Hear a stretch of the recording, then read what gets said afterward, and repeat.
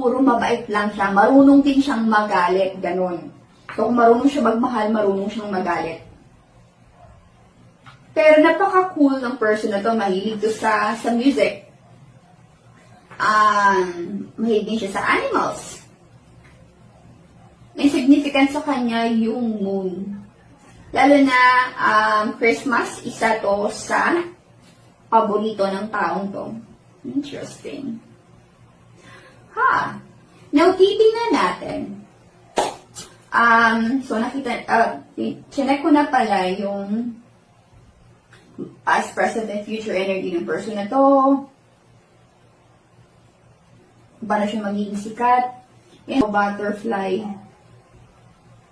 Ayun yung nakakatuwa sa butterfly, no? Kasi di ba nagsimula as larva.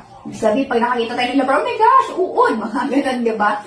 Pero kapag it's time niya na maging butterfly, di ba gumagawa siya ng cocoon, pumapasok siya doon, nag-i-stay siya doon para for healing, transformation, and then pag time niya na maging butterfly niya, doon na rin lalabas siya doon sa cocoon, di ba?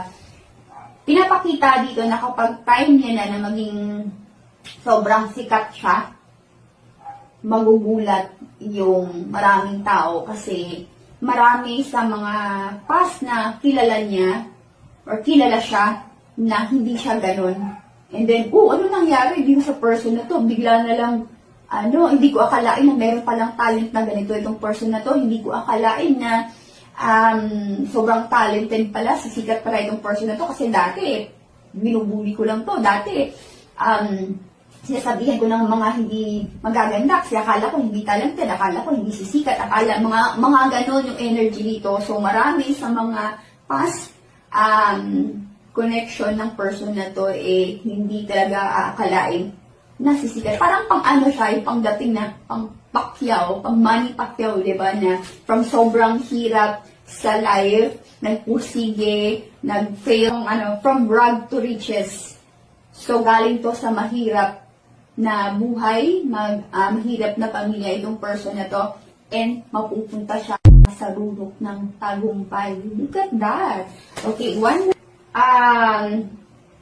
ang bouquet kasi dito, di ba yung binibigay yun pag merong mga award? So, sa award, sa reward, meron ding flowers. And then, kapag, di ba pag meron tayong mga special na gustong bigyan, iparamdam na special sila, nagbibigay tayo ng bulaklak, right? So, ganun din yung pinapakita nila dito. Feminine, baka dito ng babae. Wow! Fortuna! And number 11. So, maaaring ang life path number ng person na to is number 11. And, significant sa kanya yung okay. So, meron ako narinig dito na fortune telling. Amazing! Okay. Ibig sabihin na meron siyang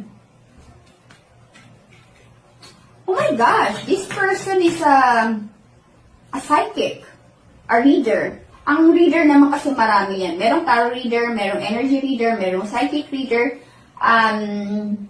Basta something na nasa siya, esoteric world. Mag-consider ninyo yung person na to na parang siyang rebellious. Or parang yung